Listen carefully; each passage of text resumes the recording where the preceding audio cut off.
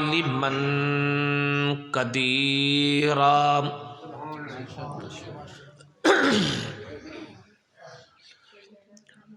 حيا قيوما سميعا بصيرا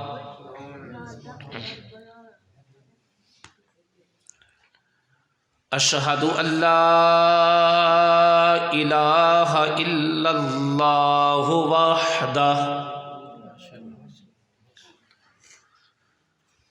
وحده لا شريك له وأكبره تكبيرا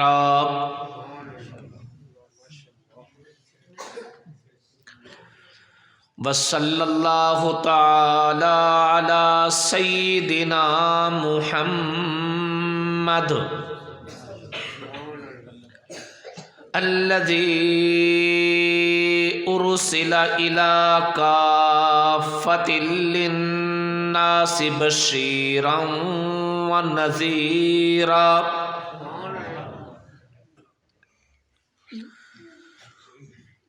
وعلى آلہ وصحبہ وبارک وسلم کثیرا کثیرا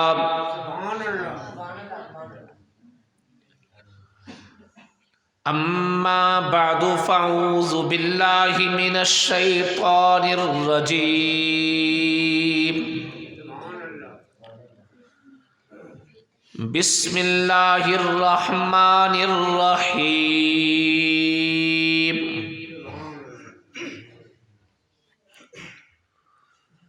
قل یا ایہا الناس انی رسول اللہ الیکم جمیعا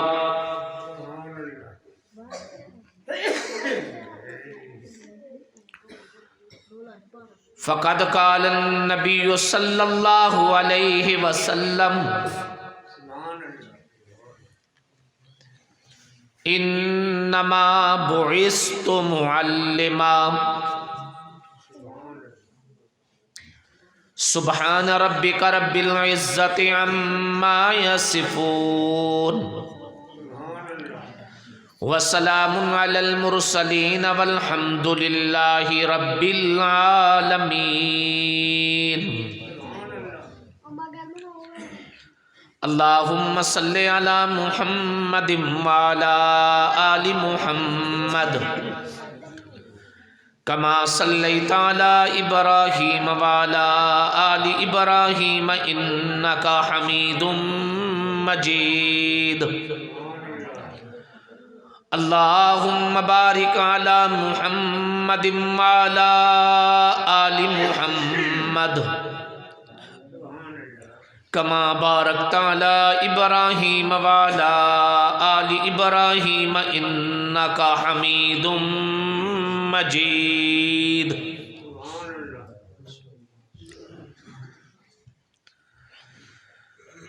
تم جو چاہو خدا کی رضا دوستو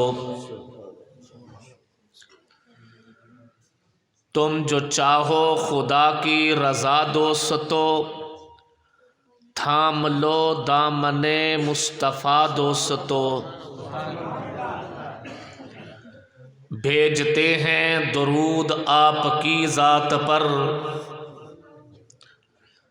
بھیجتے ہیں درود آپ کی ذات پر کیا بشر کیا ملک خود خدا دوستو توبہ توبہ انہیں چاند جیسا کہوں توبہ توبہ انہیں چاند جیسا کہوں چاند تو ان کا ہے نقش پا دوستو گر جنت میں جانے کا ارادہ ہو تمامی کا گر جنت میں جانے کا ارادہ ہو تمامی کا گلے میں ڈال لو طوق محمد کی غلامی کا محمد کی غلامی دین حق کی شرط اول ہے گر اس میں ہو خامی تو سب کچھ نامکمل ہے۔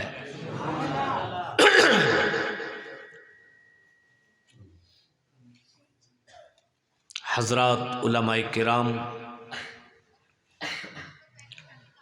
معززین علاقہ،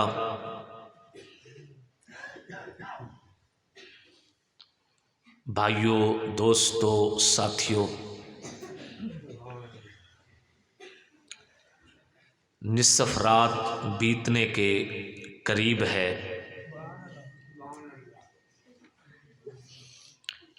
سیرت خاتم الانبیاء صلی اللہ علیہ وسلم کے خوبصورت اور مقدس عنوان سے آج کی یہ محفل رونق پذیر ہے۔ آپ حضرات نے مختلف علماء کرام کے بیانات اور ثنا خوان سے کلام سماعت کیا۔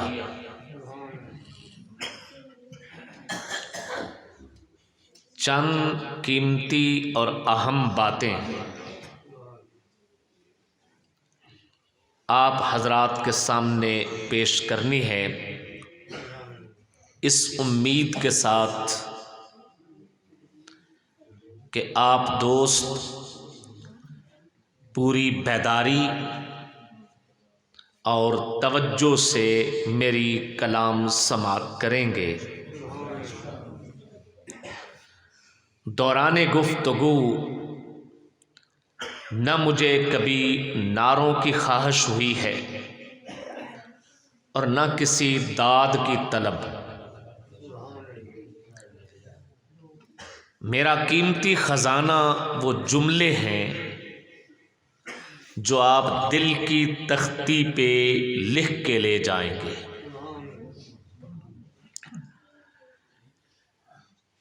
میری گفتگو کا دورانیہ تقریباً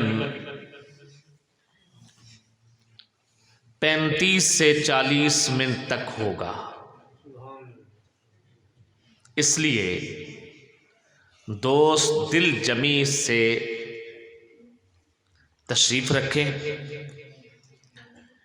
میں نے یہ دورانیہ اس لیے بیان کیا ہے کہ بعض اوقات بندے کو کوئی تقاضا ہوتا ہے، وہ اٹھنا چاہتا ہے،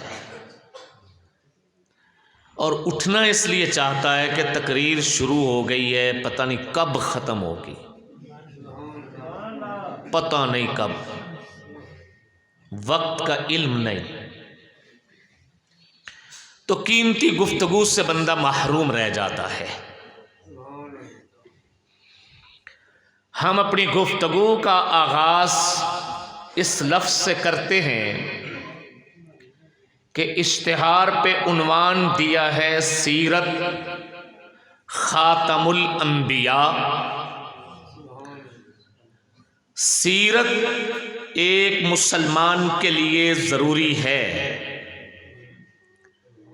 اس کا تذکرہ بھی ضروری ہے، اس کا بیان بھی ضروری ہے، سیرت کو تحریر کرنا بھی ضروری ہے،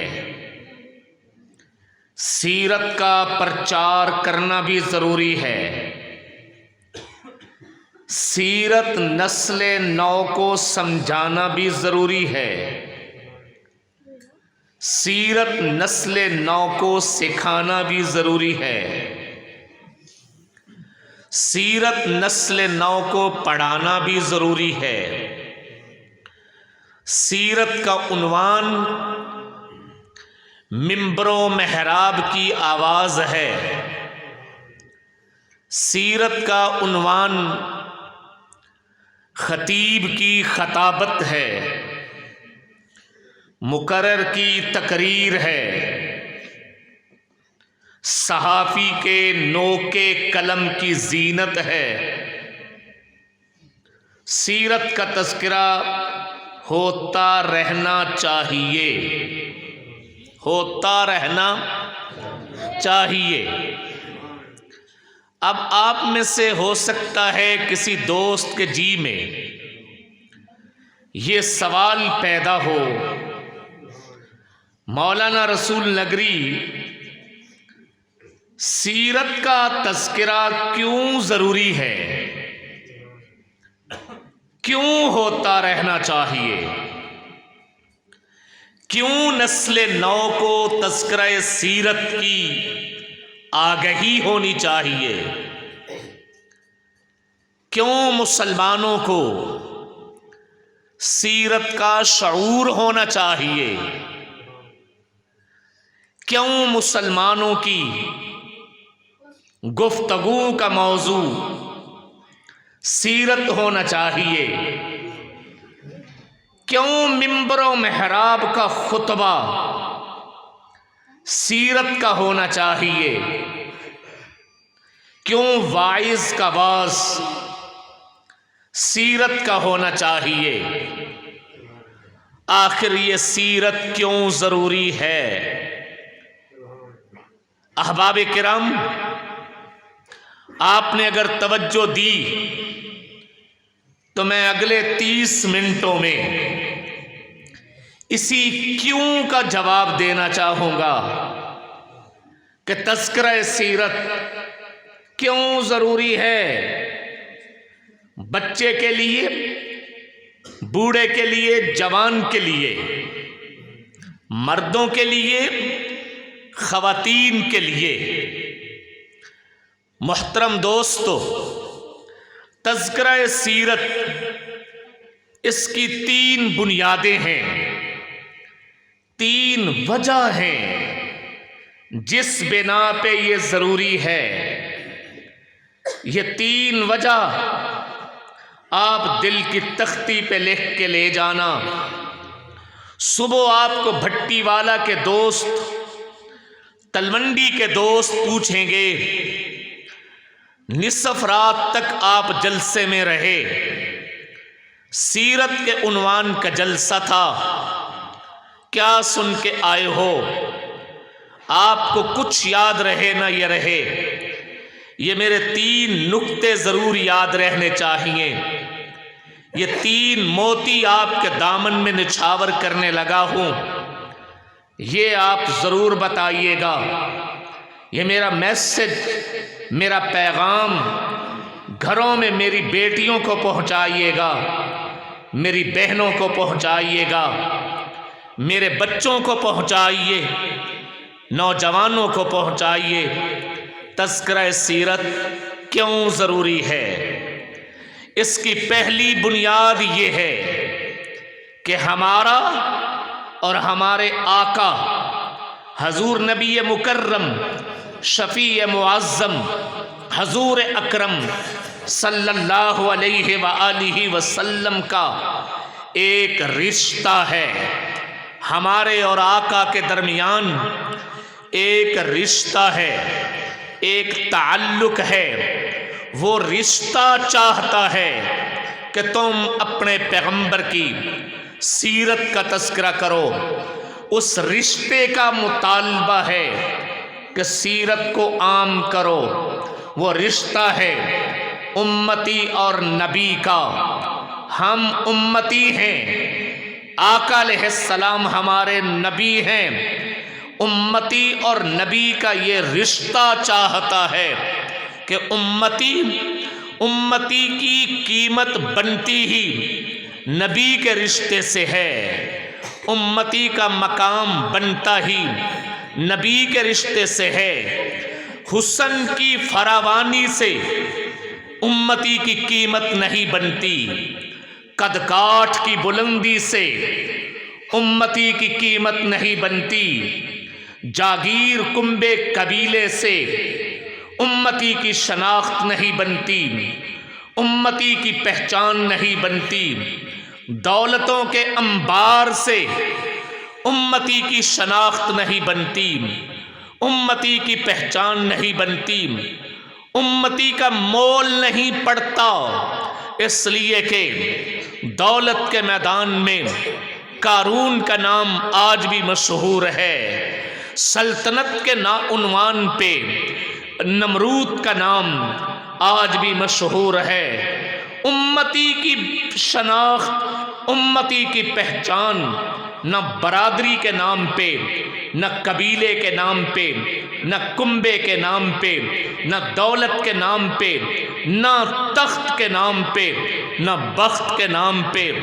जब भी उम्मती का मोल लगेगा, जब भी उम्मती की कीमत लगेगी तो वो नबी के रिश्ते से लगेगी, नबी के कलमे से लगेगी, नबी के ताल्लुक से लगेगी कि ये उम्मती है और इसके नबी ये हैं। और फिर अगली बात भी गौर में रहे, उम्मती ये है, फिर जिस दर्जे का नबी होगा उस दर्जे की उम्मती की कदर होगी।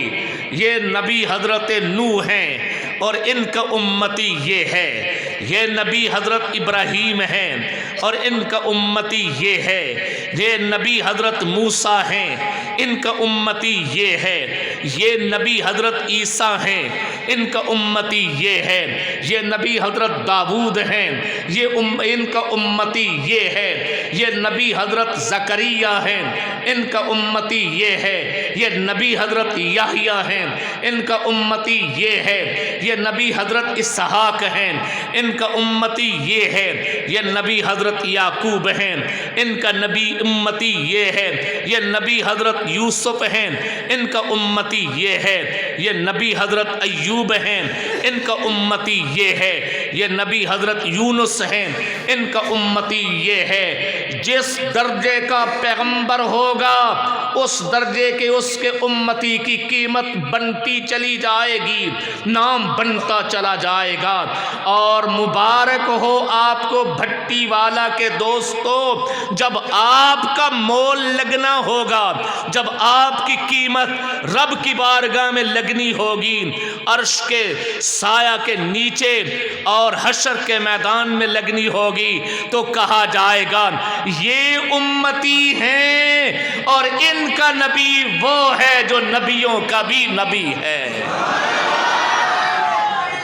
इनका नबी वो है जो नबियों का भी नबी है, इनका नबी वो है जो नबियों का भी इमाम है, इनका नबी वो है जो मुरादुल अंबिया है, इनका नबी वो है जो मुश्ताकुल अंबिया है, इनका नबी वो है जो नबीउल अंबिया है, इनका नबी वो है जो तमाम अंबिया का सरदार है, जो सय्याह ला मका है। तो हजूर नबी करीम सल्लल्लाहु अलैहि वसल्लम के हम उम्मती हैं, आका हमारे नबी हैं।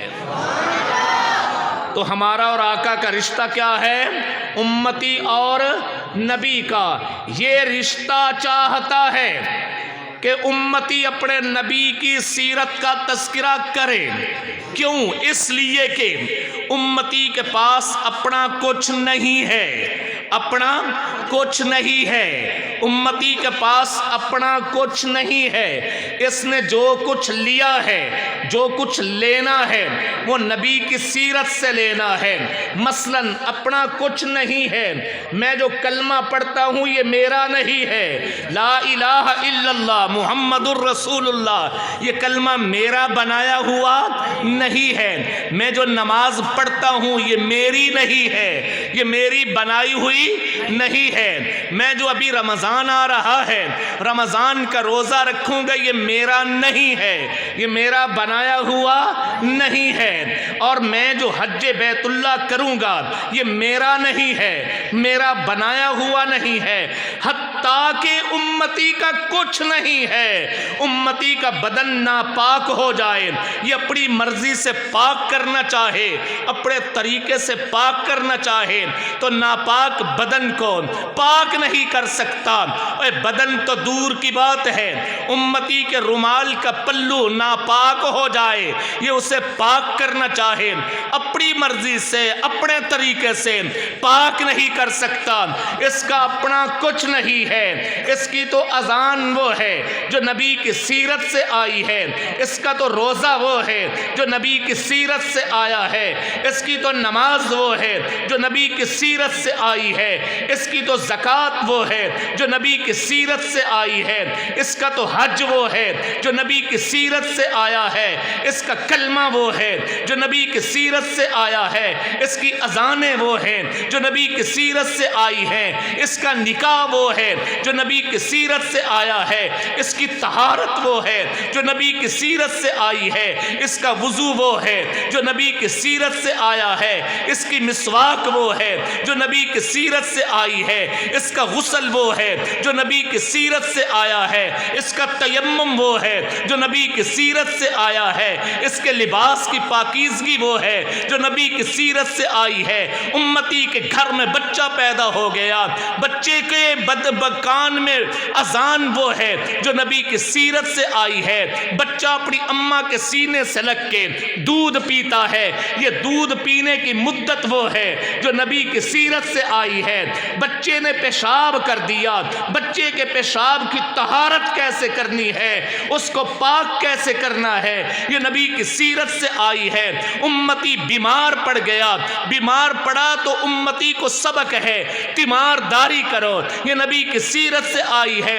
امتی وفات پا گیا، امتی کو اب کیا کریں، امتی کے بدن کو غسل دیں گے، یہ امتی کو غسل دینا نبی کی سیرت سے آیا ہے، اور اس کے بدن کے اوپر کفن کا لباس پہنانا نبی کی سیرت سے آیا ہے۔ پھر اس کے لیے قبر کھودنا نبی کی سیرت سے آیا ہے، قبر کا مخصوص طریقہ بنانا نبی کی سیرت سے آیا ہے، قبر کا رخ طے کرنا نبی کی سیرت سے آیا ہے۔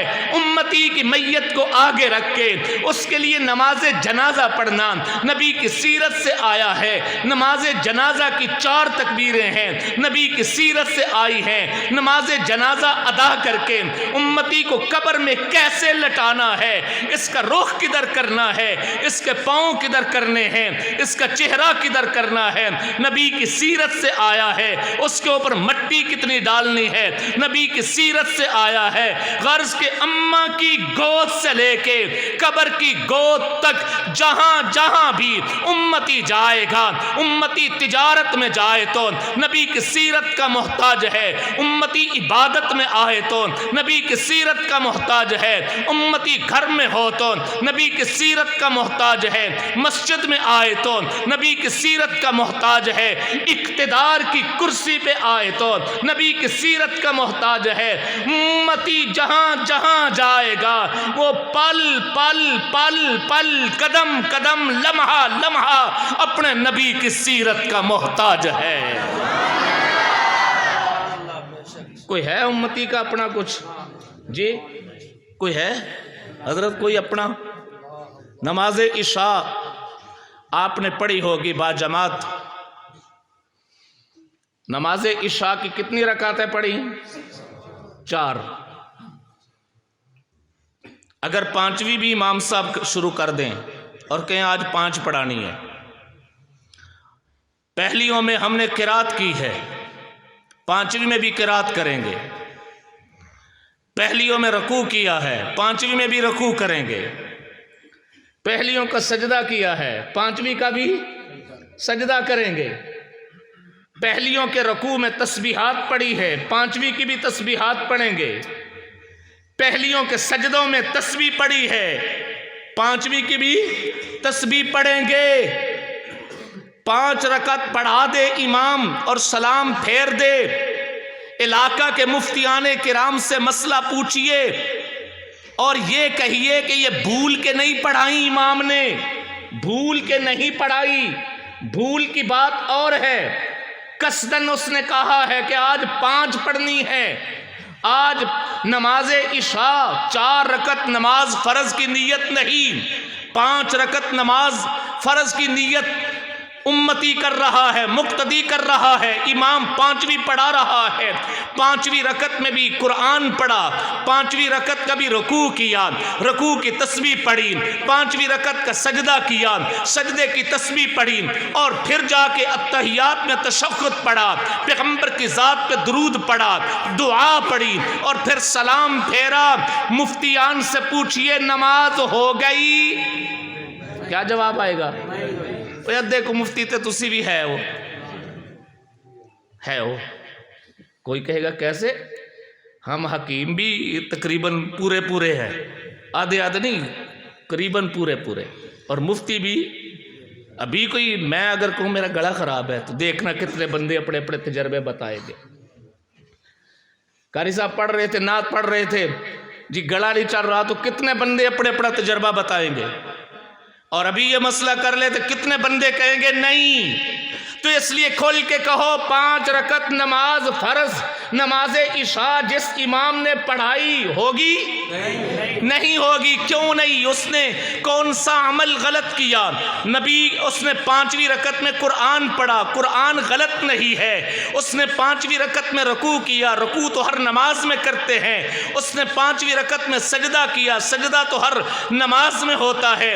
اس نے تشہد پڑھا، تشہد تو ہر نماز میں ہوتا ہے۔ تو جواب یہ ہے جناب ہماری امتیوں کی کوئی شے اپنی بنائی ہوئی نہیں، امتی کا اپنا کچھ نہیں، امتی کا کلمہ اپنا نہیں، امتی کی نماز اپنی نہیں، امتی کا روزہ اپنا نہیں، امتی کی زکوٰۃ اپنی نہیں، امتی کا حج اپنا نہیں۔ رب نے اعلان کر دیا ہے وَمَا آتَاكُمُ الرَّسُولُ فَخُذُوهُ وَمَا نَهَاكُمْ عَنْهُ فَانْتَهُوا وَمَا آتَاكُمُ الرَّسُولُ، رسول تمہیں جو دے گا وہ لینا ہے، رسول تمہیں جو طریقہ بتائے گا وہ لینا ہے، چاہے وہ عبادت ہو، صداقت ہو، دیانت ہو، تجارت ہو، اخلاقیات ہوں، معاملات ہوں، معاشرت ہو، سیاست ہو، رہن سہن ہو۔ وما آتاکم الرسول، رسول تمہیں جو دے گا وہ لے لو، فخذوہ وما نہاکم عنہ، جہاں رسول تمہیں روک دے وہاں سے رک جاؤ۔ یہ رشتہ چاہتا ہے کہ امتی نبی کی سیرت کا تذکرہ کرتا رہے۔ بات سمجھ آئی؟ تو پہلی بنیاد میں نے کیا بتائی کہ ہمارا آقا علیہ السلام سے ایک کیا ہے؟ بولیے کیا ہے؟ رشتہ۔ وہ رشتہ چاہتا ہے کہ امتیوں اپنے نبی کی سیرت کا تذکرہ کرتے رہو، تم اس کے بغیر کچھ نہیں ہو، تمہارے پاس کوئی شے نہیں ہے، تمہاری باتیں نہیں، ہم عبادت ساز نہیں ہیں۔ میرا جملہ لے کے جانا، ہم عبادت ساز نہیں ہیں۔ عبادت ساز کا معنی سمجھتے ہو؟ یعنی عبادت بنانے والے نہیں ہیں، ہم نیکی ساز نہیں ہیں۔ نیکی ساز کا مطلب ہم نیکیاں بنانے والے نہیں ہیں۔ نیکی کیا ہے؟ وہ ہمارے نبی بنا گئے ہیں۔ عبادت کیا ہے؟ ہمارے نبی بنا گئے ہیں۔ ثواب کیا ہے؟ ہمارے نبی بتا گئے ہیں۔ تو ہم ثواب کی کام بھی لیں گے تو نبی کی سیرت سے، عبادت کا عمل لیں گے تو نبی کی سیرت سے، نیکی کا عمل لیں گے تو نبی کی سیرت سے لیں گے۔ جب ہے ہی سیرت پیغمبر کی تو اس لیے تذکرہ سیرت ضروری ہے۔ علماء کرام نے، محدثین اعظام نے اس کو پھر نبھایا۔ او بچے بیٹا میری طرف توجہ، اس کو نبھایا محدثین کرام نے کہ امتی محتاج ہے نبی کی سیرت کا۔ تو پھر محدثین اعظام نے پیغمبر کی سیرت کے ذخیرہ کو جمع کیا۔ امام بخاری رحمت اللہ علیہ کی 2 جلدوں میں بخاری شریف کیا ہے؟ پیغمبر کی سیرت ہے۔ پیغمبر کی سیرت امام بخاری نے بخاری شریف میں جو ابواب قائم کیے ہیں، جو عنوان قائم کیے ہیں، جنہیں محدثین ترجمۃ الباب کے عنوان سے یاد کرتے ہیں، میں پورے وثوق اور یقین کے ساتھ کہہ رہا ہوں، علوم شرعیہ کا طالب علم ہونے کی حیثیت سے کہہ رہا ہوں، کوئی شخص اپنی زندگی کے مسائل کا عنوان قائم کرے، مولانا میری زندگی کا مسئلہ یہ ہے، وہ عنوان قائم کر کے لائے، اور میں بخاری شریف سے اس عنوان کے مطابق پیغمبر کی سیرت نکال کے دیتا ہوں کہ امام بخاری رحمت اللہ علیہ نے باب قائم کیے ہیں بخاری شریف 2 جلدوں میں، وہ ساری کی ساری نبی کی سیرت کا عنوان ہے۔ امام ترمذی کی ترمذی شریف 2 جلدوں میں نبی کی سیرت کا عنوان ہے۔ امام ابو داود کی ابو داود شریف 2 جلدوں میں پیغمبر کی سیرت کا ذخیرہ ہے۔ امام نسائی کے نسائی شریف پیغمبر علیہ السلام کی سیرت کا ذخیرہ ہے۔ امام ابن ماجہ کی ابن ماجہ شریف پیغمبر علیہ السلام کی سیرت کا ذخیرہ ہے۔ امام مسلم کی مسلم شریف 2 جلدوں میں پیغمبر کی سیرت کا ذخیرہ ہے، اور امام طحاوی کی طحاوی شریف پیغمبر کی سیرت کا ذخیرہ ہے۔ موطا امام مالک نے اور امام محمد نے جو موطئین جمع کی ہیں، موطا امام مالک ہو، موطا امام محمد ہو، یہ ساری کی ساری پیغمبر پاک صلی اللہ علیہ وسلم کی سیرت کا ذخیرہ ہے۔ تو رب تعالی نے امتیوں کو قدم قدم پہ نبی کی سیرت کا محتاج بنایا ہے، اس لیے تذکرہ سیرت ضروری ہے۔ پہلی بنیاد تو یہ ہے۔ دوسری بنیاد، تذکرہ سیرت اس لیے ضروری ہے کہ ہم جس پیغمبر کے امتی ہیں، اب اس پیغمبر کے بعد ہمیں کسی اور پیغمبر کی آس امید طلب بھی نہیں ہے۔ وہ نبی ہے بھی ضرور آخری ہے، پوری انسانیت کے پاس آخری اچانک ہے آخری۔ میں یہ آخری کے اوپر اس لیے زور دے رہا ہوں کہ ہم دنیا کے معاملات ہوں تب، عدالتوں کے معاملات ہوں تب، جب تک ہمیں کسی کے آخری ہونے کا یقین نہ ہو ہم ٹھہرتے نہیں، ہم رکتے نہیں۔ مثال دینا چاہتا ہوں، 2 آدمیوں کا جھگڑا ہو جائے، وہ دونوں آدمی اپنا مقدمہ لے کے کیس لے کے مولانا کی خدمت میں آ جائیں، مولانا ایک کے حق میں فیصلہ کر دیں، تو دوسرا کہے گا اپنے دل کو تسلی دینے کے لیے، میں نہیں مانتا، کیوں یہ کوئی آخری ہے، ابھی ان کے استاد موجود ہیں، میں ان کے پاس جاؤں گا۔ استادوں کے پاس چلا گیا، وہاں جا کے وہاں بھی فیصلہ اس کے خلاف آیا، تو کہتا ہے نہیں، یہ کیس تو عدالت کا ہے، عدالت ابھی باقی ہے، میں نہیں مانتا، عدالت جاؤں گا۔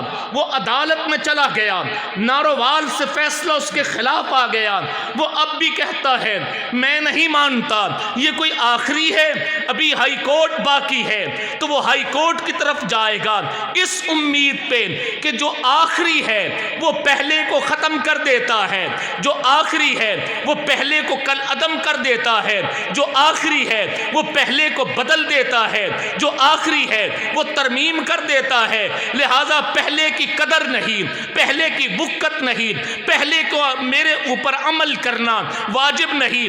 ہائی کورٹ سے بھی اس کے خلاف فیصلہ آ گیا تو وہ اپنے دل کو پھر بھی تسلی دے کے یوں کہتا ہے میں نہیں مانتا، ابھی سپریم کورٹ باقی ہے، یہ ہائی کورٹ کا فیصلہ کوئی آخری فیصلہ ہے، کیونکہ اسے پتا ہے کہ اس سے اوپر کی عدالت اس فیصلے کو ختم کرنے کی مجاز ہے، اس کو کل عدم قرار دینے کی وہ قانونی طور پہ حیثیت رکھتی ہے۔ سپریم کورٹ سے بھی اس کے خلاف فیصلہ آ گیا، وہ پھر اپنے دل کو تسلی دیتا ہے یہ کوئی آخری ہے، میں نظر ثانی کی اپیل کروں گا، ہو سکتا ہے نظر ثانی کی اپیل میں پھر میرے حق میں فیصلہ آ جائے۔ وہ بھی اس کے خلاف چلی گئی، اب بھی اپنے دل کو تسلی دیتا ہے میں صدر مملکت کے پاس جاؤں گا، حاکم وقت کے پاس جاؤں گا، ہو سکتا ہے حاکم وقت پہلے سارے فیصلوں کو ختم کر دے تو وہ نہیں مان رہا. کیوں؟ اس لیے کہ وہ پہلے فیصلوں کو آخری نہیں مانتا. تو جب تک پیغمبر کی شریعت کو، پیغمبر کی سیرت کو آخری سیرت نہیں مانیں گے، نہ کلمہ باقی رہے گا، نہ ایمان باقی رہے گا، نہ اسلام باقی رہے گا، نہ توحید باقی رہے گی، نہ رسالت باقی رہے گی، نہ حج باقی رہے گا، نہ زکوٰۃ باقی رہے گی، نہ نمازیں باقی رہیں گی، نہ روزے باقی رہیں گے، نہ طہارت باقی رہے گی، نہ منبر باقی رہے گا، نہ محراب باقی رہے گا. پوری کی پوری شریعت پیغمبر کی سیرت سے ہے. ہم اسی کو آخری مانتے ہیں. یہی انسانیت کے لیے خدا کا اٹل آخری فیصلہ ہے. اس کے بعد کوئی در نہیں کہ جس کو جا کے ہم کھٹکھٹائیں. اس کے بعد کوئی عدالت نہیں جس کے دروازے پہ جا کے ہم اپیل کریں گے. اس لیے ہم پورے شرح صدر کے ساتھ، پورے یقین کے ساتھ، پورے وثوق کے ساتھ کہہ رہے ہیں پیغمبر کی سیرت آخری سیرت ہے. اس لیے اس کا تذکرہ ضروری ہے. اس لیے اس کا تذکرہ ضروری ہے. پہلی امتوں میں کتابیں آئیں، صحیفے بھی آئے. صحیفوں کی گنتیاں بھی ہیں. بعض روایات میں 313 صحیفے، بعض میں کمی بیشی بھی. لیکن آج ان کی زبانیں تک محفوظ نہیں. کس زبان میں صحیفہ آیا؟ تورات سریانی زبان میں اتری، آج سریانی زبان کوئی نہیں. انجیل عبرانی زبان میں اتری، آج عبرانی کوئی نہیں. حضرت داؤد کے جتنے بھی نغمے تھے وہ سارے کے سارے آج محفوظ نہیں. وجہ اس کی کیا ہے؟ کیا وہ خدائی پیغام نہیں تھا؟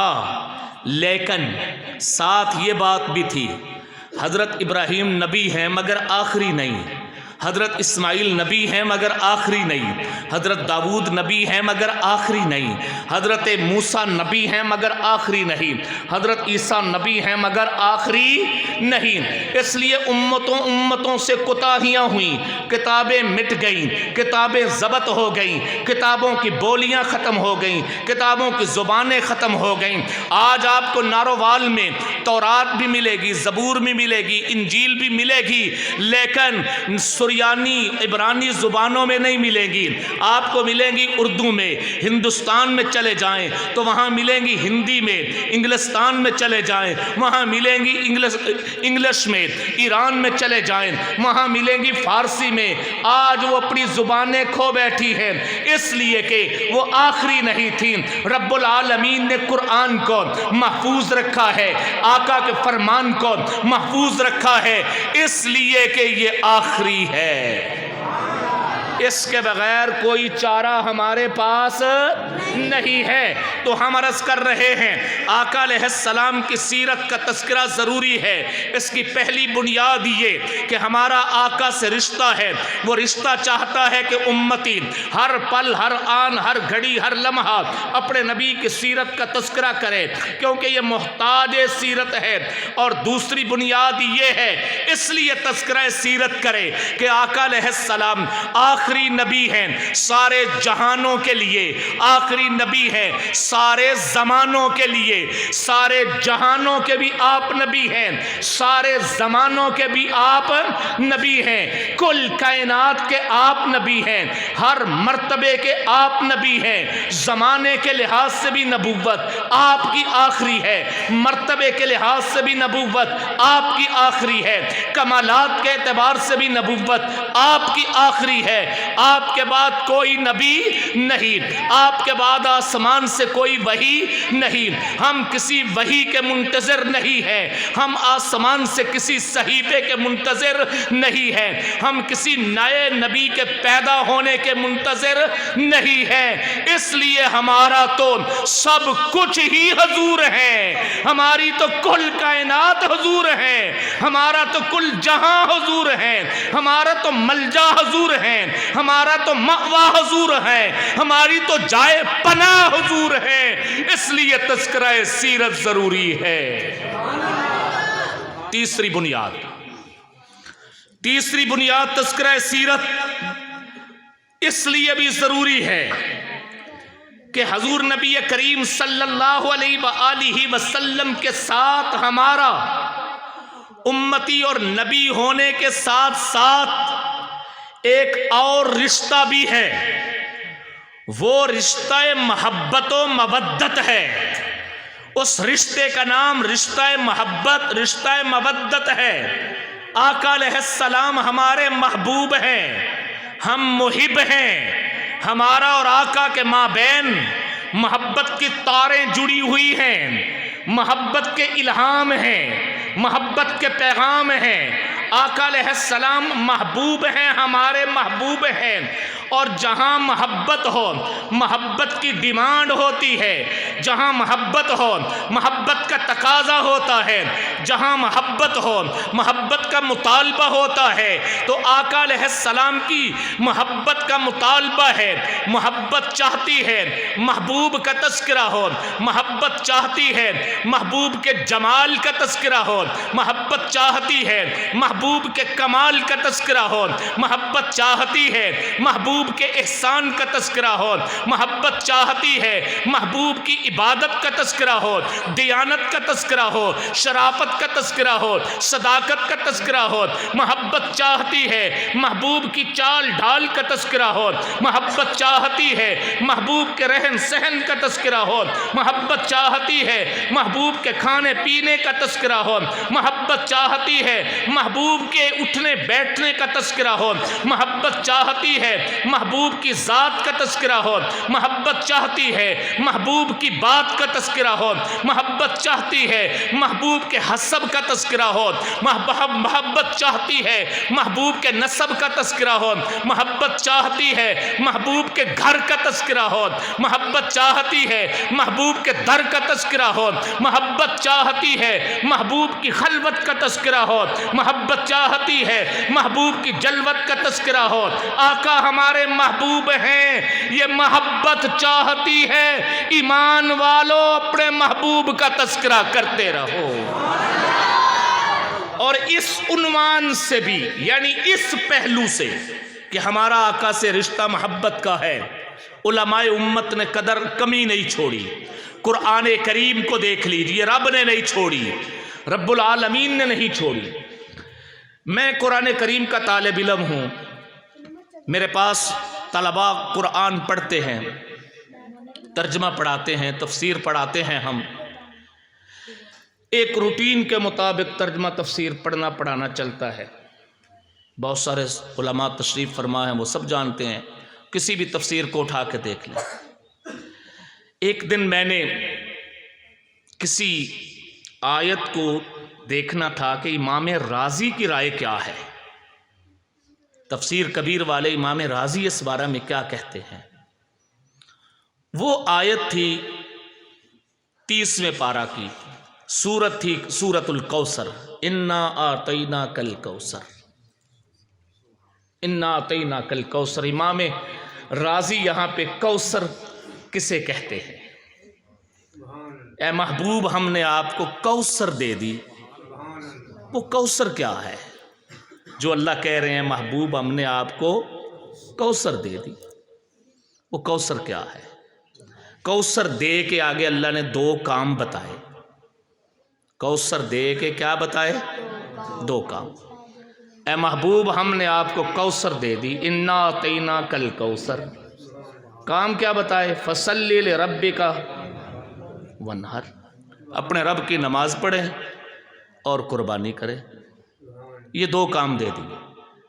جیسے باپ اپنے بچے کو اس کی پسندیدہ شے دے کے کہتا ہے پتر اے لے ہون انج کر، ساتھ کوئی کام بھی دیتا ہے۔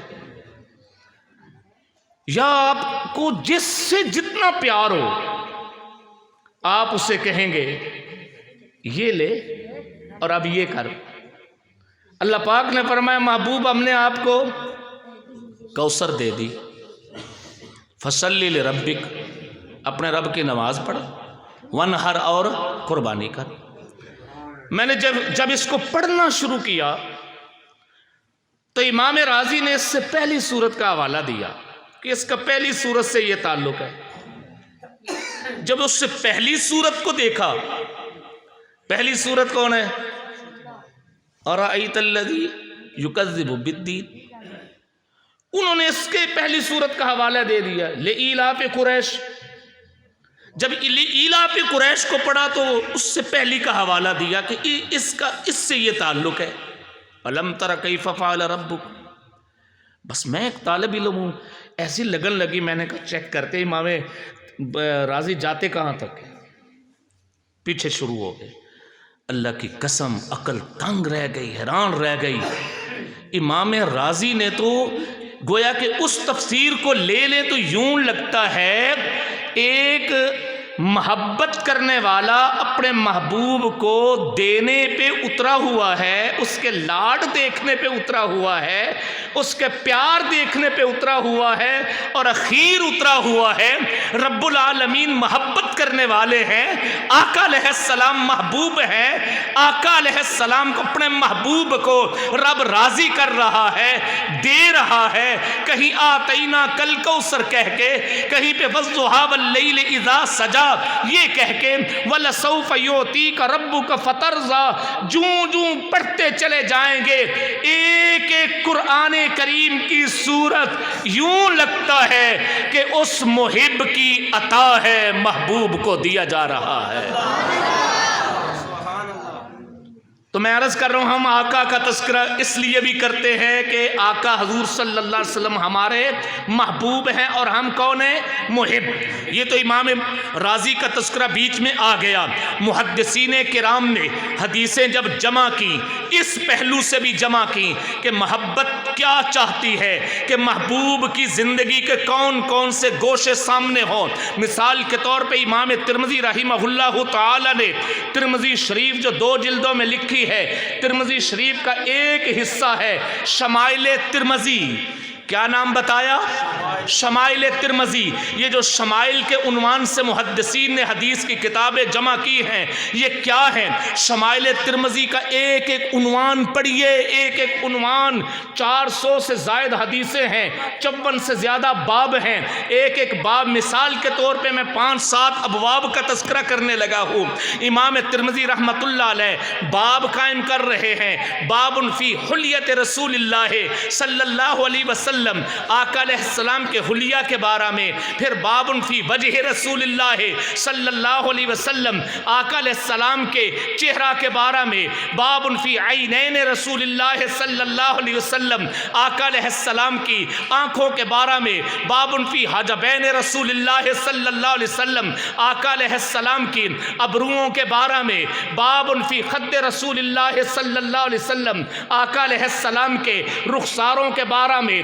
باب فی الاسنان رسول اللہ صلی اللہ علیہ وسلم، آقا علیہ السلام کے دندان مبارک کے بیان میں. باب فی شعر رسول اللہ صلی اللہ علیہ وسلم، آقا علیہ السلام کے سر کے بالوں زلفوں کے بارے میں. پیغمبر کریم صلی اللہ علیہ وسلم. باب فی صدر رسول اللہ صلی اللہ علیہ وسلم، آقا علیہ السلام کے سینہ مبارک کے بارے میں. باب فی قدمین رسول اللہ صلی اللہ علیہ وسلم، آقا علیہ السلام کے قدموں کے بارے میں. باب فی مشیت رسول اللہ صلی اللہ علیہ وسلم، آقا علیہ السلام کی چال کے بارے میں. باب فی نوم رسول اللہ صلی اللہ علیہ وسلم، آقا علیہ السلام کی نیند کے بارے میں. باب فی طعام رسول اللہ صلی اللہ علیہ وسلم، آقا کے کھانے کے بارے میں. باب فی شراب رسول اللہ صلی اللہ علیہ وسلم، آقا علیہ السلام کے پینے کے بارے میں. غرض کے ایک ایک عنوان قائم کیا ہے، حتیٰ کہ یہاں تک عنوان محدثین نے لکھا میرے آقا کی داڑھی کس طرح کی تھی، آقا علیہ السلام کی داڑھی کے کتنے بال سفید تھے، پیغمبر علیہ السلام کی جبین کس طرح کی تھی، حضور صلی اللہ علیہ وسلم کے آنکھوں کے دورے کس طرح کے تھے، آپ کے رخسار کس طرح کے تھے، آقا علیہ السلام کے شفتین یعنی لب کیسے تھے، پیغمبر علیہ السلام کے دندان مبارک کیسے تھے. دندان مبارک کے اندر سے نکلنے والا روشنی کا نور کس طرح کا تھا، حضور صلی اللہ علیہ وسلم کا تبسم کس طرح کا تھا، مسکراہٹ کس طرح کی تھی، پیغمبر کے برتن کیسے تھے، آقا کا بستر کیسا تھا، پیغمبر علیہ السلام کا لباس کیسا تھا، آپ کے لباس کی بناوٹ کیسی تھی، آپ کے لباس کی رنگت کیا ہوا کرتی تھی۔ بابن فی نعلین رسول اللہ، آقا علیہ السلام کے قدمین شریفین کے اندر آنے والے جوتے کس طرح کے تھے، پیغمبر علیہ السلام کے بابن فی خفین رسول اللہ، آقا علیہ السلام کے موزے کس طرح کے تھے، حضور صلی اللہ علیہ وسلم کی تلواریں کس طرح کی تھیں، آقا کے نیزے کس طرح کے تھے، پیغمبر کی زرہ کس طرح کی تھی، پیغمبر کے غلام کتنے تھے، پیغمبر کی ازواج کتنی تھیں، پیغمبر کی بنات کتنی تھیں، پیغمبر علیہ السلام کے بیٹے کتنے تھے، حضور کے چچا کتنے تھے، پیغمبر کی پھوپھیاں کتنی تھیں، پیغمبر کے گھر کے پالتو جانور کتنے تھے، پیغمبر کے گھوڑے کتنے تھے، پیغمبر کے خچر کتنے تھے، پیغمبر کے گدھے کتنے تھے، پیغمبر کی بکریاں کتنی تھیں، پیغمبر کے بستر کتنے تھے، ایک ایک شے لکھی ہے۔ او یارو، شریعت تو کہنے والا کہے گا نماز روزے حج کا نام ہے، اور بکریوں کا تذکرہ کیوں ہے، پیغمبر کی پھوپھیوں کا تذکرہ کیوں ہے، پیغمبر کے چچا کا تذکرہ کیوں ہے، پیغمبر کے سسرال کا تذکرہ کیوں ہے، پیغمبر کی بیویوں کا تذکرہ کیوں ہے، پیغمبر کے بستر کا تذکرہ کیوں ہے، پیغمبر علیہ السلام کے ہتھیاروں کا تذکرہ کیوں ہے؟ صاف جواب یہ ہے، شریعت کے لیے تو امام بخاری نے پوری بخاری لکھ دی، امام ترمذی نے پوری ترمذی لکھ دی۔ وہ رشتہ تھا امتی اور نبی کا، یہ رشتہ ہے محبت کا، مودت کا، الفت کا، پیار کا، انس کا، جو ایک امتی کو اپنے نبی سے ہے۔ یہ محبت چاہتی ہے کہ اپنے محبوب کا تذکرہ یوں ہوتا رہے، تو اس لیے تذکرہ سیرت ضروری ہے۔ عنوان تھا سیرت خاتم الانبیاء، تو آج میری گفتگو اس پہلو پہ کہ سیرت آخر کیوں ضروری ہے، کتنی بنیادیں بتلائیں جی؟ نتیجہ کے طور پہ پہلی بنیاد ہمارا آقا سے رشتہ کیا ہے جی؟ امتی، اور دوسری بنیاد کوئی ایک بندہ بولے سیرت آخری ہے، بڑی جلدی بول دیو۔ تیسری بنیاد محبت کا رشتہ ہے۔ یہ بنیادیں ہیں تذکرہ سیرت کی۔ اللہ پاک ہمیں تذکرہ سیرت کے ساتھ تادم آخر قائم دائم رکھے۔ میں اسی کے ساتھ ہی اس کامیاب پروگرام کے انعقاد پہ مبارکباد پیش کرتا ہوں تمام دوستوں کو۔ عزیزم وقاص اسلم صاحب یہ میرے رابطے میں رہے، آپ کے پاس آنے کا ذریعہ بھی یہی بنے۔ اس بچے کی زندگی میں اللہ پاک اس نوجوان کی زندگی میں برکتیں پیدا فرمائے، والدین کی آنکھوں کا ٹھنڈک بنائے، علم اور عمل کی دولت سے مالا مال فرمائے، علم اور عمل کی دولت سے مالا